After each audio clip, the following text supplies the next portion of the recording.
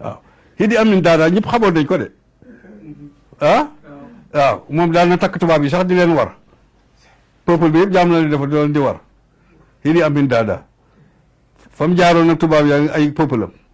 ngóor sii bu dëgëree fa la jaar ak ñun dana fa jaar ak ñun te ci Ousmane Sonko la koy tàmbalee ba ci suuf man nag pare na waaw ah ku ma jàpp Maxtaar yooxul ma waaye dag ma joxeel dépense waaw dag ma joxeel dépense ba tax na léegi loolu moom laa doon wax ci atte yi problème yi justice yooyu nag ñu am ca commencement réew mi ba fii te xam nga Ousmane tey lii ñu ko jiiñoon bu fi peine de mort nekkoon ñu criminaliser kii nu mu tuddati viol mais konoon mën nañ ko rey parce que ay adversaire am amoon nañu xolu rey ko tooñ yooyu nag laa ragal ne buñ instauré peine de mort ci système bi façon te amaguñ justice bu dëgër bu baax bis bu nekk ñu tuumaal nit tooñ ko atte ko peine de mort te fekk deful dara ba actuellement nag moo tax man ma xaw a ragal peine de mort voilà beneen bi ci des mooy atte yi ñuy atte woo fii ndax ab jullit mën na ko atte woo te atte yi sukkandikowul ci ay texte l'islam alxuraan dafa wax ne daf ñu dugal li ñuy tuddee surra muy concertation dafa am yoo xam ne bu wàccee ci alxuraan yàlla def na ko yonent bi appliquer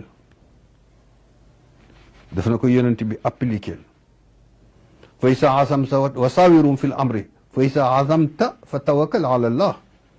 wa shawirum fi l amri fa isa azamta fa tawakkal ala allah dafa am yoo xam ne yi texte lay doon coranique bu ñëwee dañ koy appliquer jullit bi amu ci choix mais nag ci biir application bi alxuraan am na yoo xam ne bu ñëwee du indi détail bi ba mu jeex maanaam dafay bàyyi qiyaas dafay bàyyi borom xam-xam yi ak borom xalaat yi borom xam-xam yi daje def bi qiyaas maanaam def xalaat ci texte bi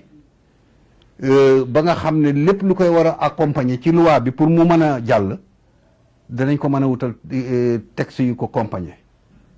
maanaam tey kon penc mi lu ñu dajee buñ dajee tey fal assemblée xam nga réew mee ko fal ñun ñoo fal suñuy député yi ñu jox programme ñu fal leen député yi dem assemblée wote loi donc député yooyu ñun ñu fal dañuy légitime ci l'islam ndax concertation la bu ñu d'accord dafay nekk lu légitime ci l'islam moo tax solde yañ leen di fay day dal di légitime ci ñoom député yi aussi loi yi ñuy jël foofa ca assemblée dafay nekk lu légitime loo xam ne lii dafay tegu ci l'islam da koy nangu mu tegu ci kaw askan wi leen tànnoon pour ñu war ko appliquer l'islam da koy nangu bu fekkee ne nag projet de loi ba nekkul lu juyoo ak charia waaye nag bu fekkee ne comme léegi bu fekkee ne projet bu loi bi dafa daganal sàngara bu boobaa peuple bi leen faloon ñoom jullit lañu peuple ba moom du loolu projet de loi boobu du ko tënk l'islam da ko wax bañal waaye tant que mi ngi indi projet de loi yoo xam ne yi daganalul li l'islam araamal bu boobaa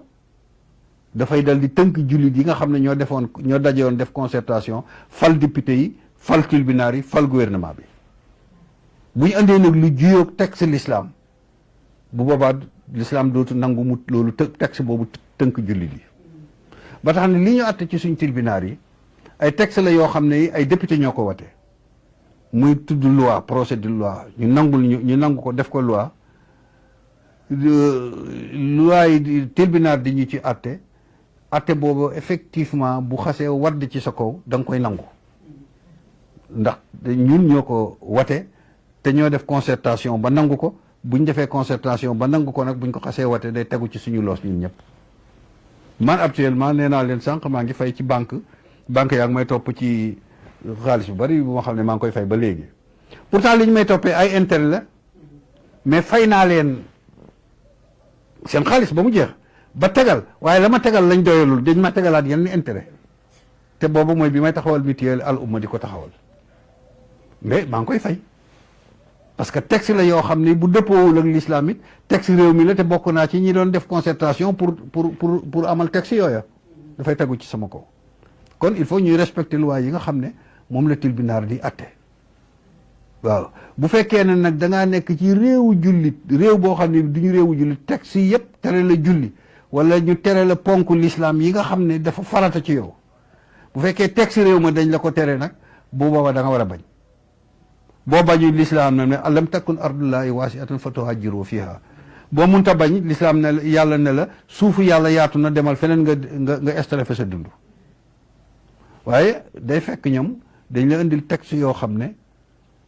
dafa juyoo ak sa ponk yi la l'islam sant l'islam sant la asaka ñu ne la doo ko fi génne l'islam sant la koor ñu ne la doo ko fi génne l'islam sant la aj ñu ne doo aji l'islam lim la l'islam sant muy ponk yi l'islam yi nga xam ne mooy tax nga nekk jullit loola moom ak julli ak yépp bu fekkee ne tere nañ la ko ci benn réew bu mu mën a doon am na texte yu ko tere l'islam nee na bañal bañ nga nag bu la nar a jirul fitna allam takun ardullahi wasi'atan fatuhajiru fiha